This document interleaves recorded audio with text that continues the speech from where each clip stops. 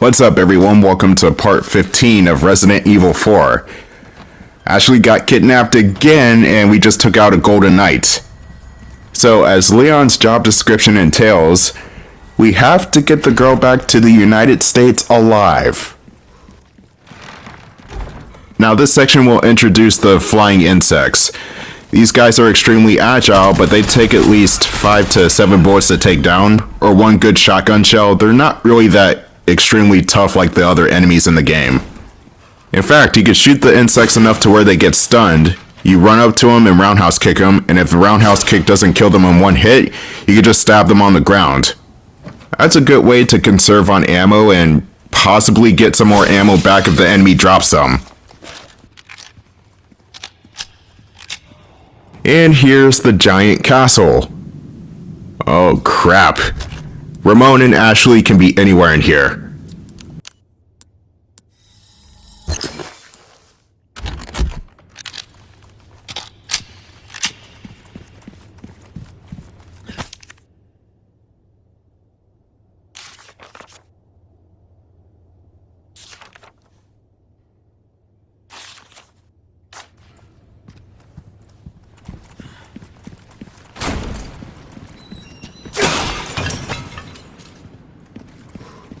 This round foyer is way different than the one in the original. You have to flick a couple of switches on opposite ends of the rotunda.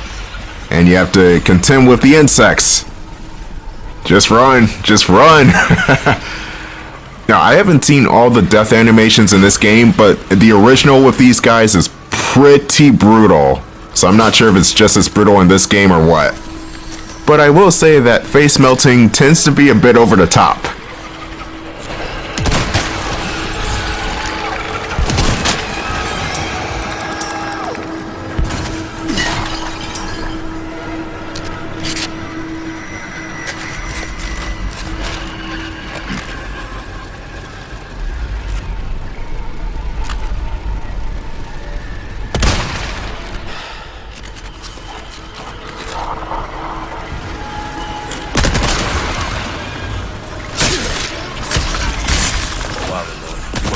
Slacking on your pest control.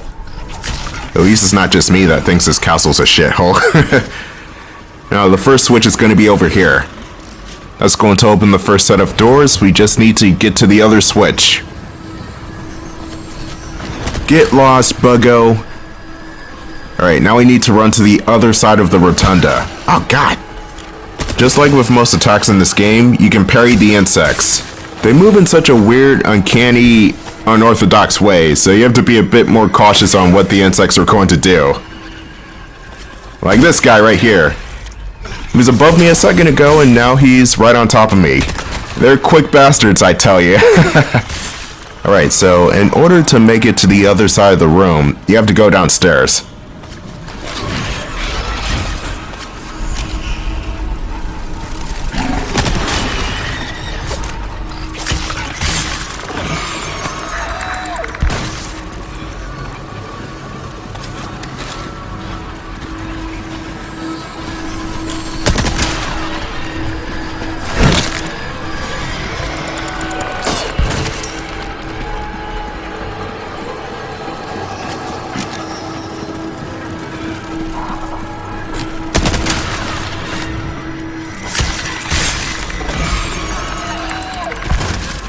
The Nefista doors exploding into green gore is oddly satisfying.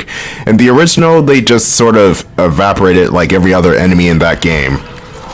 So it's nice to see these creatures pop like balloons upon death. But the strange thing is, I thought their blood would be acidic, but apparently not, since you could run over them, and when they explode, they don't do any damage to you. Again, I thought the green splash would visibly hurt you, since it looks like it will be acid and stuff, but no, it doesn't.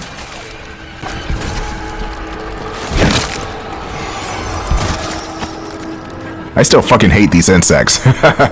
They're all just frantic and annoying to deal with. Especially when they get to camouflaging and hiding before they strike. I mean, dear God, no. Can't have that now. But again, you can tap them on the shoulder and they get stunned very easily, which trades off for their erratic behavior.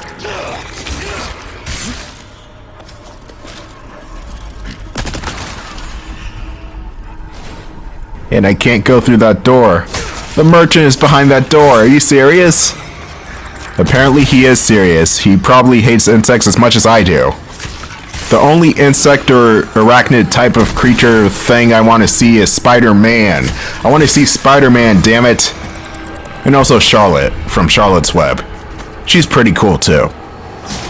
And I'm talking about the original Charlotte from the book. In the 1970s animated film. And then that other live-action Charlotte's Web movie that came out in 2006 or 7 that I don't even remember watching because I don't think I've even seen it. I can't even tell you how that movie was because I don't remember watching it. I do remember watching Charlie and the Chocolate Factory with Johnny Depp. That one was weird. But then again, the 1970s film was also weird. So, there you go. But there was something special about that original Charlie and the Chocolate Factory. I mean, Gene Wilder did not give a fuck. He was pretty much like, yo, that brat's gonna die. And also the ambiguous nature of whether or not the kids are dead in that movie. Like in the remake, they showed everybody alive, but in the original, no. Not really. That kind of scarred me for life. Thanks, Willy Wonka. Candy-ass dick. That should be the rest of the Nofistadors. Oh god, no it isn't. Jesus Christ, these things are relentless right now.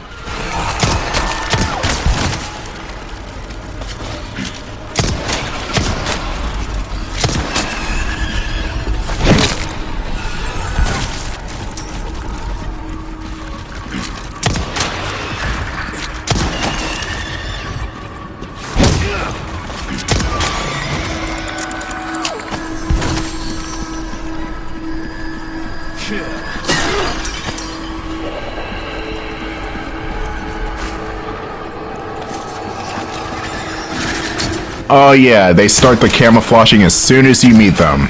I totally forgot. I thought they did that later on. The only thing worse than flying cockroaches are bugs that can camouflage themselves into the environment. Kind of like chameleons. The only difference is chameleons are actually cool, whereas bugs are nightmare fuel. Oh god damn it. Seriously, Ramon, the bugs. You gotta work on that, man. You can't just bring a lady to your humble abode and there are bugs everywhere. Especially when you reach into the refrigerator and there's a big-ass Nofistador ready to bite your face off. I mean, gah! I didn't sign up for this shit.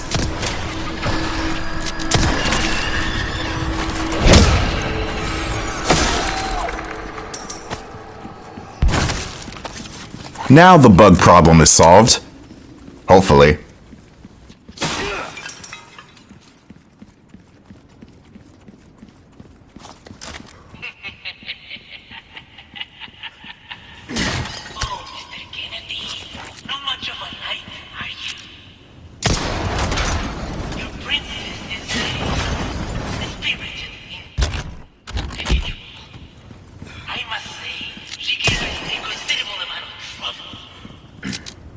The next section is going to reintroduce the Gyarados, as in two at the same time.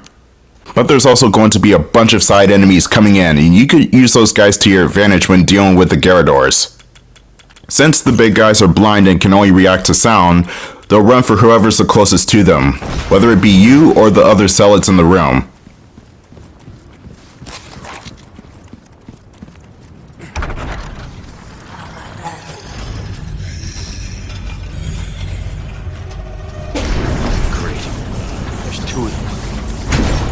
The two Gyarados will have unicorn horns that you need for the door, so killing them is pretty much mandatory. What I want to do here is make as much noise as possible. This will irritate the Gyarados and have them running towards me, but they are also sensitive to touch, and if they so much as touch a cult member, they'll attack them too. It's the safest and best way to clear the room. You have the Wolverines do most of the dirty work, and then you take the Wolverines out. Okay, so it looks like the Gyarados is free from the wall. Let me just pull the trigger and watch the fireworks. This is gonna be fun. While that first claw enemy is dealing with those guys downstairs, let me check on the other claw guy, who is right by the staircase. Jesus, no! I thought he was further into the room than he actually was. Now that I gained some ground, let me stun the regular enemies. The Gyarados are not affected by flashbang grenades, unfortunately.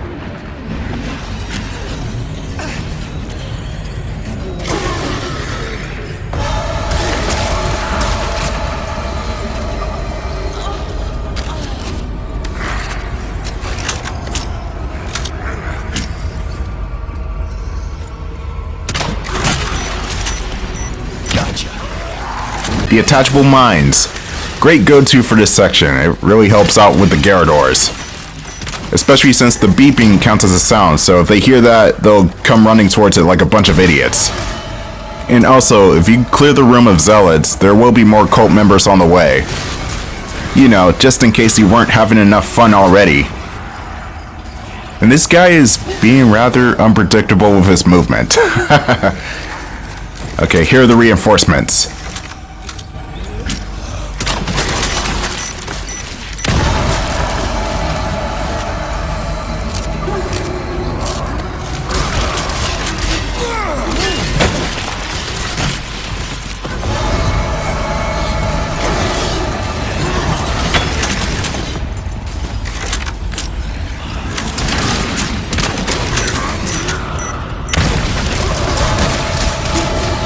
Damn, I still need a clear shot to the back. This guy's not presenting the opportunity.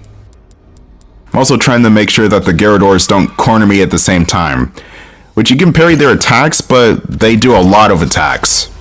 So it's only a matter of time before your knives break in half and you're left defenseless.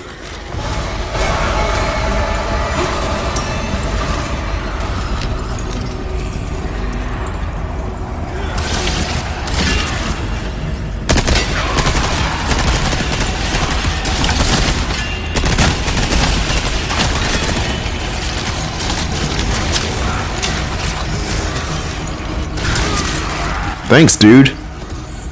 Right, so I kind of need to try to take this guy out soon. I haven't even killed one of them yet, and I'm using explosives. Oh, this is not good. Get away. And if I'm not mistaken, the next set of Illuminados enemies that show up will have the one-hit kill Plagueis inside them. Not so fun, but you can use the Gyarados to kill the one-hit kill Plagueis bastards in one hit. Or a couple of hits, actually.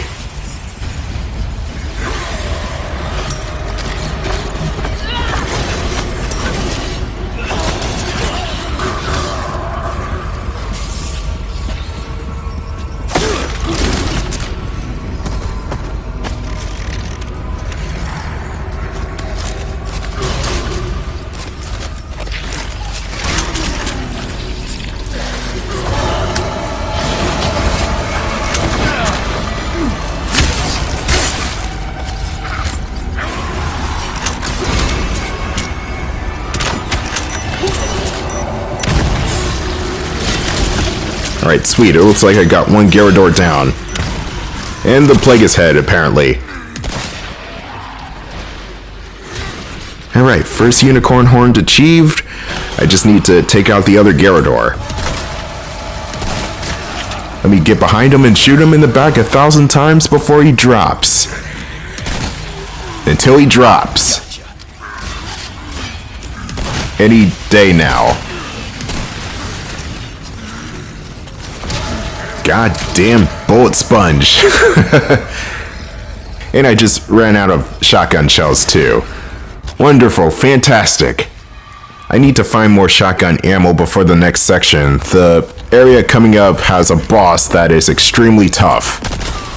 And that boss can and probably will absorb all of your ammo. If you choose to fight it. I mean, you still have to fight it for, I think, 3 minutes, but you can avoid it afterwards.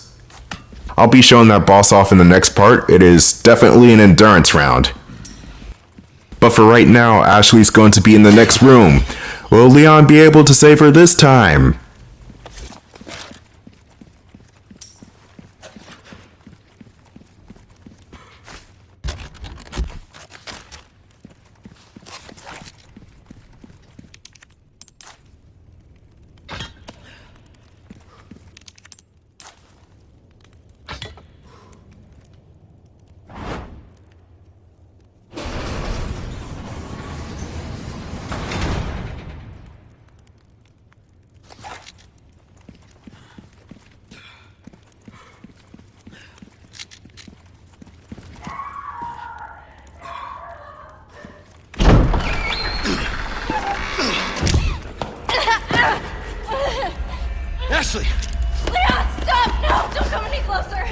You hurt? Watch out! Please, do continue. Do not resist, my dear. It serves only to make you suffer all the worse. Please.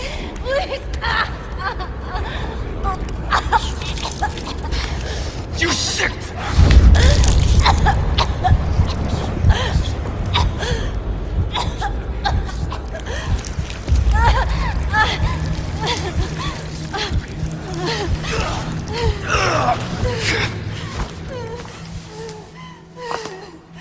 Aquí nos despedimos, señor Kennedy.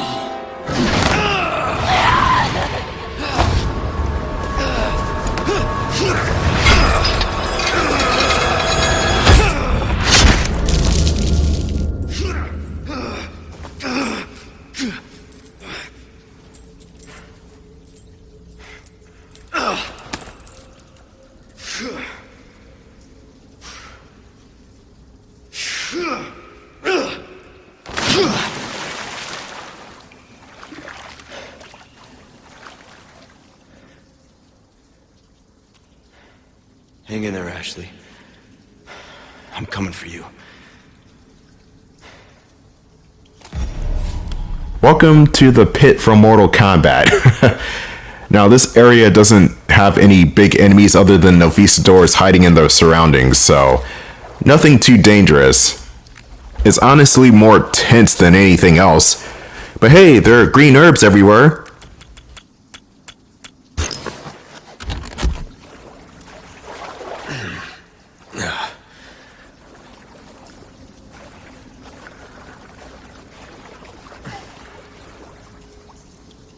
Talk about sticking the landing. I give the landing a 10. The pun, on the other hand, is a 4. You're gonna have to try better than that, Mr. Kennedy. And also, I'm kind of questioning Leon's glove material. How tough are his gloves if he can hang on to chains like that? Especially when falling down. Video game logic, that's the best answer. It's the best answer because it's the only answer.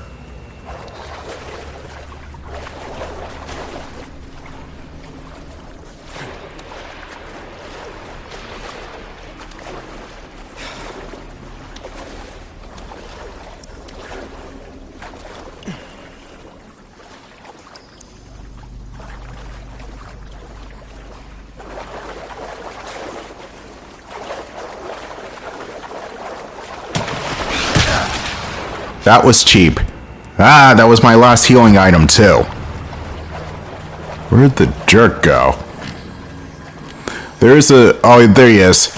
You can slightly tell because their eyes are still visible. They're like Sam Fisher from Splinter Cell. Except probably deadlier than Sam Fisher ever was. And definitely a hell of a lot more noisier. Speaking of which, when the hell is a new Splinter Cell game coming out? I mean, it's been like 10 years. We already had 10 or 11 Assassin's Creed games. Why not just make another Splinter Cell game in the meantime? Like, come on, Ubisoft. Come on. Another Novistador. I actually managed to get the parry off. Nice.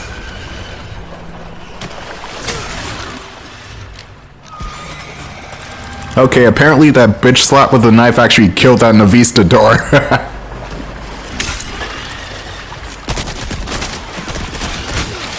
Ow, always with the punk-ass moves of striking me from behind. Alright, so we should be coming closer to the end of this section. You will see a torchlight. There it is. Nice. We're almost there.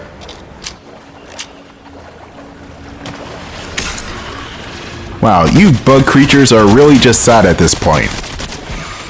Which makes me wonder, are the Novistadors actual plagueis that are in the form of bugs? And the shape of bugs and all that creepy stuff? Or are they just mutated bugs? Either way you spin it, I don't want to find out because I don't deal with no bugs. Ugh. I mean, Leon should just straight up beat Chuck Norris at this point because all the roundhouse kicks and everything, I mean, holy crap. I'm not even joking. He just kicks everything to death.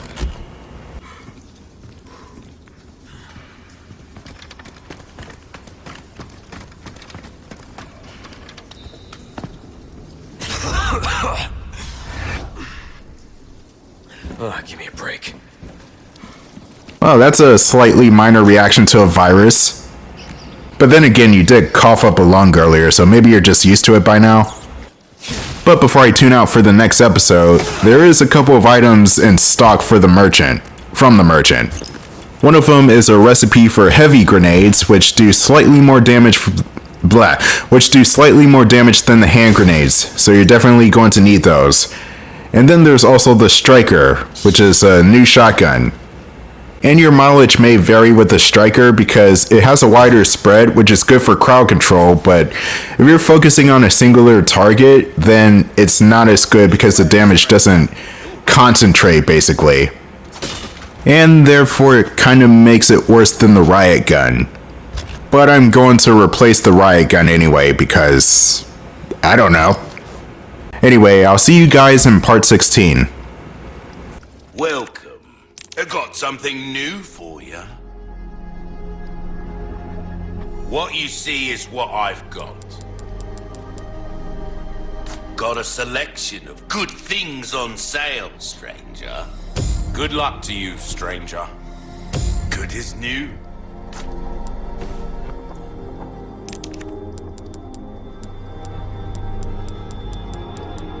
Ruby's all rubbish, it makes no difference. The price, well, that's our choice to make. Stranger, ooh, I'll pay a pretty penny for that. Well then, what can I do? You'll be shooting off some nasty fireworks in quick succession with that. I don't always have this in stock, stranger. Information is a commodity these days. I see you have an eye for things. Gun's not just about shooting, it's about reloading. You'll know what I'm talking about. Stocking up while you can. Wise choice. Well, but don't get yourself killed now.